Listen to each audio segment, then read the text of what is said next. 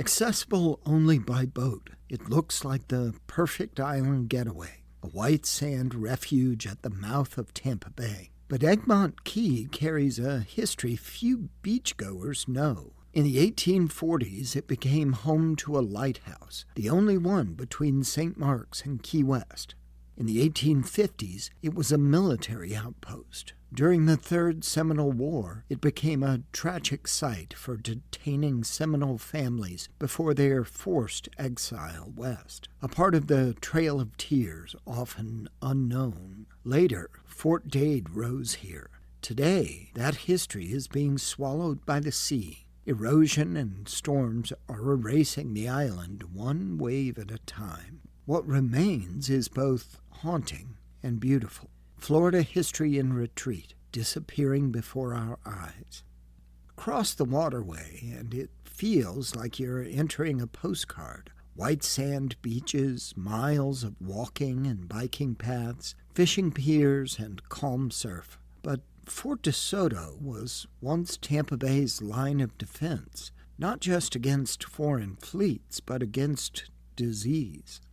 In the late 1800s, ships arriving from Caribbean ports had to anchor here at Mullet Key. Passengers were inspected and quarantined for yellow fever. What is now a park for picnickers and pelicans was once a critical checkpoint protecting a growing port city from deadly epidemics. It's a reminder that public health has always been part of Tampa's story.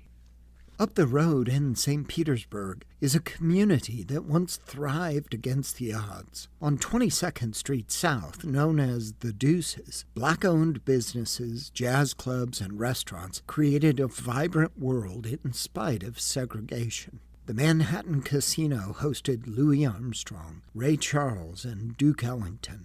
Travelers who weren't allowed to stay at beach hotels found welcome here at the hotels and restaurants listed in the famous Green Book.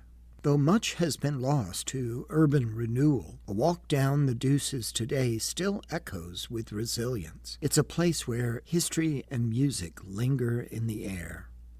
A few miles across the bay, and on the northeast side of downtown Tampa, you'll find red brick cigar factories and iron balconies that tell a story of risk, labor, and community. Ybor City wasn't built by wealthy investors alone, but by immigrants, Cubans, Spaniards, Italians, and Afro-Cubans who rolled cigars. Indeed, in the early 20th century, Tampa was known as Cigar City because of its vibrant and profitable cigar-centered economy.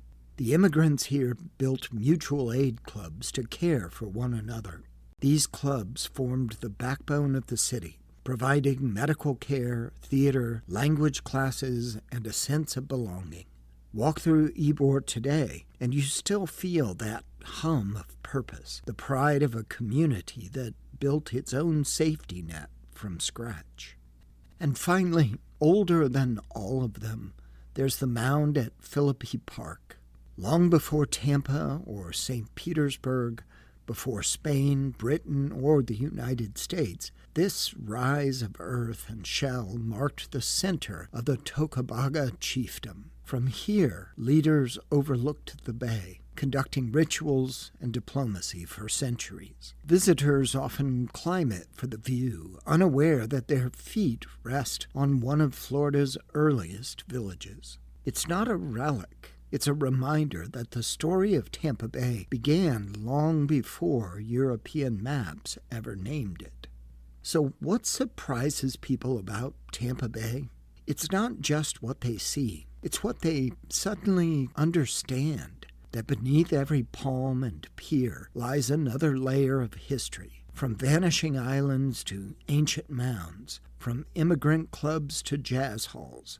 Tampa Bay isn't just a destination. It's a living archive of Florida's long past, one that is waiting to be discovered by first-time visitors and some long-time residents. If you enjoy this type of journey, please like, share, and subscribe to our channel.